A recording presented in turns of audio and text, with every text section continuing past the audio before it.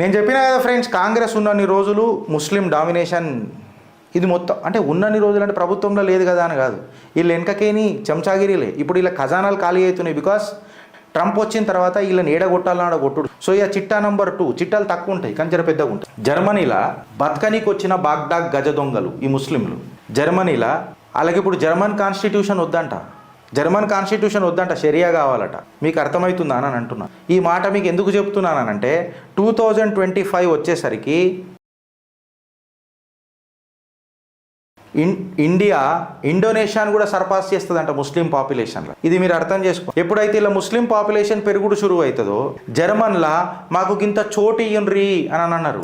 ఇలా మాట్లాడుతున్నా మరకల్ గిరికల్, మీ మరకలకు ఏడకపోయినా ఏనని అడుగుతున్నా జర్మన్ వాళ్ళకు. మీ రాజ్యాంగం వద్దు షరియా కావాలని అంటున్నారు.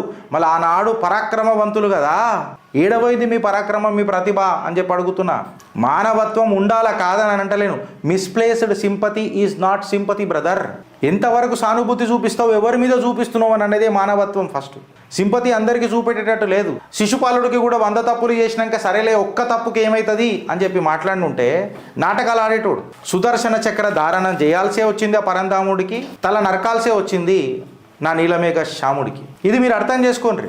ఎవరి కోసం సానుభూతి అనేది చాలా ఇంపార్టెంట్. ఈ మాట నేను ఎందుకు మాట్లాడుతున్నా అన్నానంటే, ఒకసారి మీకు పాత డేటా తీసుకొని పోతున్నా. సిఎన్ఎన్లో జరిగింది. మళ్ళీ ఇది ఎవరు ప్రభుత్వంలో జరిగింది ఫ్రెండ్స్? కాంగ్రెస్ ప్రభుత్వంలో జరిగింది. ఇది చూడండి, కర్ణాటక కాంగ్రెస్ హిందువుల మీద ట్యాక్స్ వేసి హిందూ దేవాలయాలకైనా వచ్చిన 440 crores 445 కోట్లను లాస్ట్ ఇయర్, అందులో నుంచి 330 కోట్లు ముస్లిం మాస్కులకు, మస్జిద్లకు, క్రిస్టియన్ చర్చిలకు ఇచ్చింది. ఇది నేను అంటలేను, సిఎన్ఎన్ రాసినట్టు. నేను మీకు మళ్ళీ ఒకసారి తీసుకొని వచ్చి 38% హిందూస్ ఇన్ కర్ణాటక సాడ్ యాంగ్రీలలో ఉన్నారంట.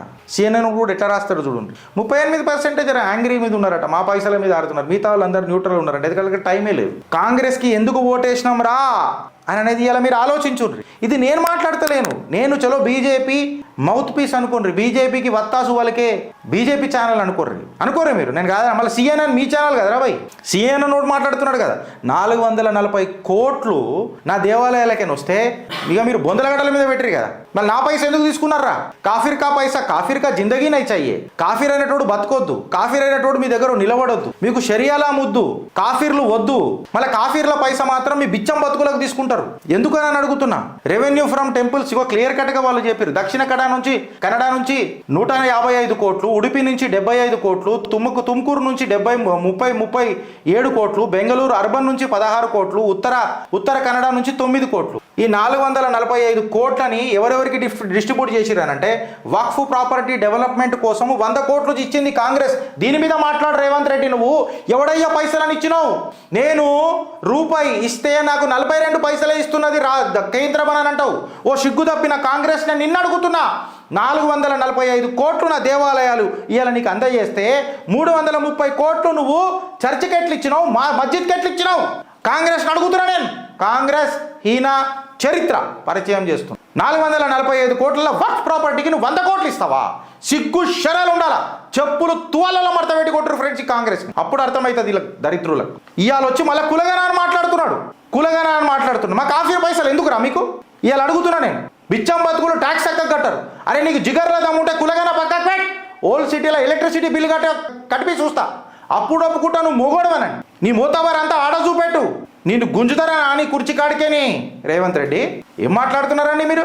100 కోట్లు వక్ఫ్కే ఎవడయ్యా జాగిరని ఇచ్చింది మీ కాంగ్రెస్ కర్ణాటకలో? చెప్పురు నాకు. ఆడికి ఆగిపోయిందా ఫ్రెండ్స్? ఇనుండ్రి. మంగళూరు హజ్ భవన్కి 10 కోట్లు ఇచ్చిర్రు ఈ నుదినాష్టపోళ్ళు. పిలిగ్రిమేజ్ సైట్కి 20 కోట్లు ఇచ్చిర్రు. క్రిస్టియానిటీ కమ్యూనిటీకి 200 కోట్లు ఇచ్చిర్రు. 330 కోట్లు స్వాహా. ఆడికి అయిపోతుంది అనుకోకుర్రి. నేను మీకు కూడా తిరుగుతున్నా. ఓ సిగ్గు తప్పిన ఓటరా ఇను సెక్యులర్ 35%కే కొంతమందికి జర ఏంద్రా భయ్ మా పైసా అట్లెట్లు ఇచ్చినావు అని అడిగిరట. మిగతా వాడికి టైమే లేదు కాంగ్రెస్ మీద ఆలోచించి. నువ్వు ఆలోచించకు. ఇగో మేము అనుభవించాల్సి వస్తుంది మీ వల్ల. మీ బాంఛాను బతుకులు ఉంటాయి కదా, మీ పైరవీల కోసం జిందగిలితో అమ్మనమ్ముకుంటే తత్వం తయారైంది అందరికీ. తల్లులను కూడా తాకట్టు పెట్టే తయారైనరా నాయన మీరంతా. నేను ఆ సెక్యులర్ దొంగలని అడుగుతున్నాయి అలా చిల్లరగానని. అరే నీది అననే గర్వం నీకు లేదా రబాయ్? నాది అననే గర్జన నీకు లేదా రబాయ్? నాకు అర్థం కాదు. కానీ ఎట్లా పుట్టినవరా హిందుత్వంలో నువ్వు? గంత పౌరుషం లేదా నీకు? గంత సీమ్నెత్తురు లేదా? గంత పెంపకం లేదా? ఏం లెటర్ అనేది, ఏం రక్తం అనేది వాళ్ళని అడుగుతున్నా నేను. సెక్యులర్ నేను కాంగ్రెస్లో ఉన్న కార్యకర్తలను అడుగుతున్నా. మనది అనేది మీకు లేదా ఫ్రెండ్స్? సరే మనది అని అన్నప్పుడు మళ్ళీ వాళ్ళు మనకేమి ఇచ్చిరని అనేది ఒకటి అడుగుతున్నావా? ఒక దేవాలయానికి మన గిఫ్ట్ ఇచ్చిండ్రా, అరే నీ అమ్మ అదేదో గణేష్ పండుగకి ఏదో ఇట్లా పూలు చల్లంగానే secular it happens only India అని పాటలు పాడతారు. మళ్ళీ అదే జై శ్రీరామ్ అన్నప్పుడు విగ్రహాలు విధ్వంసం చేసిర్రు. నా గోపాల్ మిశ్రాన్ని తీసుకుపోయి 23 బుల్లెట్లు కొట్టిర్రు. నాకు అవి గుర్తొస్తాయి. 17 సార్లు నా సోమనాథ టెంపుల్ని అటాక్ చేసిన ఆ దొంగోడు గుర్తొస్తాడు. నా నలంద యూనివర్సిటీని కాలబెట్టిన ఆ జ్ఞానముచ్చినోడు గుర్తొస్తాడు. ఆ నంగా నాచి గుర్తొస్తాడు. ఆ బాబర్ గాంధీ పొగుడుతూ మన కాన్స్టిట్యూషన్లో పొగుడుతూ మన ఎడ్యుకేషన్ పాలసీని రాసిన ఆ కాంగ్రెస్ ఈయన చరిత్ర నాకు గుర్తొస్తుంది. భావోద్వేగానికి గురై ఇట్లా ఒర్లి మాట్లాడాల్సి వస్తుంది. ఎమోషన్ ఉంటుంది ఫ్రెండ్. నా దేశం మీద నా ధర్మం మీద బరాబర్ ఎమోషన్ ఉంటుంది. నాకు మీ లెక్క బచ్చలని పెంపకం కాదు మాది. ఈ మాట ఎందుకు మాట్లాడుతున్నా తెలుసా? బచ్చలని ఇప్పుడు నేను చూపిస్తా. కాంగ్రెస్ దీనికి ఛాలెంజ్ చేయమన్నారు. గణేష్ చవితికి ఎన్ని అవుతాయి? ఏమన్నా లొల్లు అవుతుందా? ఆయన శివరాత్రి చేసుకుంటాం, మేము రాత్రంతా మేలుకుంటాం, ఏమన్నా లొల్లు అవుతుందా? హోలీ రంగులు ఆడుకుంటాం, ఏమన్నా ప్రాబ్లం అవుతుందా? దీపాలు పెట్టుకుంటాం, ఏమన్నా నేను కాలిపోయినాయి ఆయన? శుక్రవారం నమాజ్ చదవగానే లొల్లు అవుతుంది రా బాయ్. దీనికి ఆన్సర్ చెప్పురు ఇప్పుడు నాకు. ఢిల్లీలో మెట్రో స్టేషన్ మస్జిద్లో నమాజ్ చదివిన తర్వాత నువ్వు చదువుకో నమాజ్, ఎవడొద్దని అన్నాడు? నువ్వు అందరు పోయి ఒకటే దగ్గర చదువుకో, ఇంటిల్లాదులని తీసుకొని పోయి చదువుకో, నీ ధర్మం నీ ఇష్టం. నువ్వు మెట్రో వాడుకుంటే మెట్రో ఛార్జీలు కట్టాలి కదరా బిచ్చపోడా. ఏం జాతిరా మీది బిచ్చపోడా? మెట్రో పైసలు కట్టాలి కదరా. మెట్రో పైసలు కట్టకుండా చూడరు ఫ్రెండ్స్ ఏమైందో. ఇక్కడ చూడరు మీరు. ఇప్పుడు నేను మాట్లాడతాను, ఇది ఆల్రెడీ ట్విట్టర్లలో ఫుల్ సర్క్యులేట్ అయింది. నాకు తెలిసి మేము కొట్టినాం కూడా. ఇది చూడరు.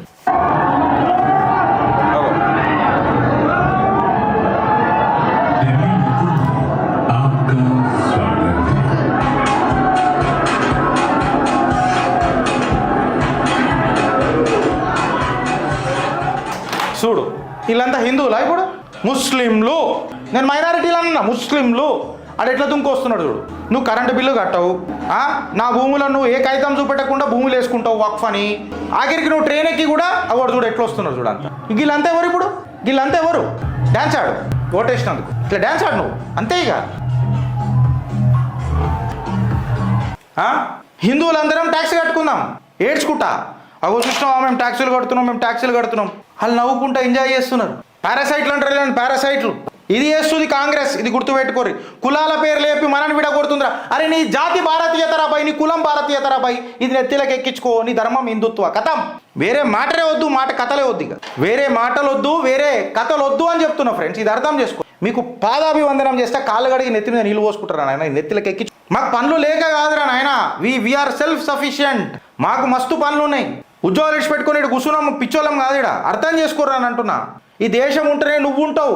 ఇదే దేశంలా నీ తల్లిదండ్రులు లేదా నీ తాతలు ముత్తాతలు ఈ భూమిలోనే ఉన్నారు. వాళ్ళ ఆత్మలు మన చుట్టూ తిరుగుతున్నాయి. వాళ్ళకి ఏం సమాధానం చెప్తావు అని అంటున్నా ఈ దేశం లేకపోతే. అది అర్థం చేసుకో. నువ్వు 500 సంవత్సరాలు పట్టింది నా బాలరాముడిని మీ దగ్గరికి తీసుకురానికి. 1000 సంవత్సరాల పాటు నా సౌరాష్ట్ర సోమేశ్వరుడు ఆగాల్సి వచ్చిందిరా భయ్. ఏం బతుకులరా మీ అని అడుగుతున్నా. అది అర్థం చేసుకోర్రి బ్రదర్. చట్టాలను చుట్టాలు చేసి నిన్ను చుడుతున్నారు. నువ్వు కులగన అని మాట్లాడుతున్నావు. కులగన లేదురా బాయ్, జనగణనే ఉన్నది. ధర్మం ఒకటే ఉన్నది రా బాయ్, అది హిందూ ధర్మం, హిందుత్వం అనేది. నేను వేరే మతాల గురించి మాట్లాడతలేను, నా ధర్మం గురించి మాట్లాడుకుంటున్నా, నా ధార్మికుల గురించి మాట్లాడు. నీ జాతి ఒకటే రా బాయ్, భారతీయత. నువ్వు చేసుకున్న నీ పని వల్ల నీ వర్ణన అయిందిరా బాయ్. ఈడేవాడ్రా మనం తయారు చేయనీకే అని చెప్తున్నా. ఇప్పుడు చూసినావు కదా, నువ్వు ట్యాక్సులు కట్టుకుంటా 30%, 30% ట్యాక్సులు కట్టుకుంటా. నువ్వు ఎండనక వాననక నిప్పనక నీరనక వాగనక వంకనక కష్టపడుతుంటే ఆడు ఎంజాయ్ చేస్తున్నాడు. ఆడికి ఏమైనా పని ఉన్నదా, పాటు ఉన్నదా ఆడికి? నువ్వు జిందగీలో ఆలోచించవు. నీ కోసం వేరే దేశాలలో ఆలోచించాలని చెప్పి ఆలోచిస్తున్నారు కూడా కొన్ని దేశాలు. ఇలా నోరెడిచి వేరే దేశాలు కూడా మాట్లాడు. 2014 తర్వాతనే కదా గిరీష్ అనేటోడు కూడా ఇట్లా ఇంత ధైర్యంగా మాట్లాడుతున్నాడు. అంటే నా వెనక ఒక కవచం నిలబడ్డది. మోడీ హే తో మున్కిన్ హే, ఏ ఛాయ్ వాలాకే బాద్ గాయ్ వాలా అఖండ హే. విజిబిలిటీ చూపించిందిరా ఈ పార్టీ. ఈడే నా కొడుకే. అరే నీ అమ్మ ఎన్నిసార్లు ఫెయిల్ అయినా గానే చూపించారు కదా నాయన మనకు. ఈడ అట్లా కాదు, ప్రతిసారి డిస్టింక్షన్లో పాస్ అవుతూ వచ్చినా second line rules or rules అని చెప్పి మొత్తం ట్రాక్ రికార్డుతో వస్తూనే ఉన్నది. అభినవ జాతిపిత అటల్ బిహారీ వాజ్పేయి తర్వాత దేశ ప్రధాని నరేంద్ర దామోదర్ దాస్ మోదీని చూసి యోగి ఆదిత్యనాథ్ గారి పరిపాలన చూస్తున్నాం. ఇవాళ మన ఆడబిడ్డలు సంతోషంగా ఉన్నారు ఉత్తరప్రదేశ్లో అనంటే ఆ సంతోషానికి కారణం యోగి ఆదిత్యనాథ్ కదా. ఘర్ మే ఘుస్కే నికాల్ రా ఎక్కి. ఇవాళ బ్రిటిష్ ఎంపీ బంగ్లాదేశ్లో జరుగుతున్న హిందువుల దాడి మీద మాట్లాడిండంటే దీనికి భారతీయ జనతా పార్టీ సర్కార్ కాదా? ఎంతసేపు నువ్వు గిరీష్ బీజేపీ వత్తాసు వలుగుతావు కదా అంటే ఒక అయ్య కుట్టినోడు అయితే ఎవడైతే కమెంట్ పెడుతున్నాడో నన్ను ఛాలెంజ్ చేసి చూపెట్టరు. ఇంత జాతీయత ఏ పార్టీ చూపించిందిరా? నీ బార్డర్లను ఏ పార్టీ సెక్యూరిటీ చేసిందిరా? ఉదర్ గడ్డి కూడా మొలవదని అన్నాడు. మీ పూల్వాలా చాచా నీతి మీద ఎంటిక కూడా మొలవదు. మళ్ళీ తలకాయ తీసేద్దామా? చెప్పుర్రి. చైనాతోని ఏమోయూ చేసుకున్నాడు రా భయ్ మీ కాంగ్రెస్ రాహుల్ గాంధీ. ఎన్విరాన్మెంటల్ పేర్ల మీద రోడ్లు వేయాలన్నాడు. ఒక్కొక్క సోల్జరు చైనాతో వారైనప్పుడు 1962లా 200 మందిని 300 మందిని నేలమట్టం చేసిండ్రు. ఇది నా భారత సైనికుల చరిత్ర. యుద్ధం ఓడిపోయినామని చెప్తారు. మీ పూల్వాలా చాచా సిగ్గులేనితనానికి యుద్ధం ఓడిపోవాల్సి వచ్చింది. ఆనాడు వాళ్ళకి అమ్యునేషన్ కరెక్ట్గా ఉండుంటే బద్దలు వలగొడుతుండే చైనావి. ఇవాళ ఎందుకు వస్తలేడు? సరిహద్దులు దాటి వస్తలేడు. రమ్మన్ ఒక అయ్యా కుట్టినోడు అయితే రమ్మనని ఆ కమ్యూనిస్ట్ నా కొడుకు చైనా కానీ రమ్మన్. ఇది నీ భారతదేశం నీకు ఇలా చూపించింది. అవి చేసేయచ్చు కదా అని అంటారు. అరే నీకు వక్ఫ్ అంటే తెలియదు మొన్నటిదాకా, ప్లేసెస్ ఆఫ్ వర్షిప్ యాక్ట్ అంటే తెలియదు నీకు మొన్నటిదాకా. ఏమున్నది రామ మందిరం కోర్టు నుంచి ఎందుకు కొట్లాడినాం మనం? అరే బాబా కోర్టు నుంచి గెలుస్తేనే గింత లొలి చేస్తున్నారు వీళ్ళు. ఆడొకడు ముల్లా మౌలి గాడు అంటున్నాడు, ఏమని అంటున్నాడు, రేపు నేను కూల కొడతా అదని అంటున్నాడు. అది వీళ్ళకు మతతత్వం కాదు. మనము చట్టం మాట్లాడితే కూడా వీళ్ళకి మతతత్వం అవుతుంది. ఒక ఆమె పాటలు రాస్తున్నది రీసెంట్గా, ఆలోచననే అర్బన్ నక్సల్ అయితే ఏనంట. మీ ఆలోచన అర్బనైజేషన్ ఉంటే మాకు ప్రాబ్లం లేదు. నక్సల్వాదిని బందూకు నుంచి కలంలోకి తీసుకొస్తా అంటేనే మా ప్రాబ్లం. నేను ఆ కమ్యూనిస్టులకు అదే మాట్లాడతా, ఈ కాంగ్రెస్ వాళ్ళకి అదే మాట్లాడతా. నువ్వు పాట మొదలెటప్పుడు చెట్టు తీసి వస్తావు, నేను ఆ పోరడికి చెట్టు ఎందుకు లేదు అని అడుగుతా. ఇది నా సనాతన. తాండవ్ హోగా మహాకుంభు గాని బిడ్డ.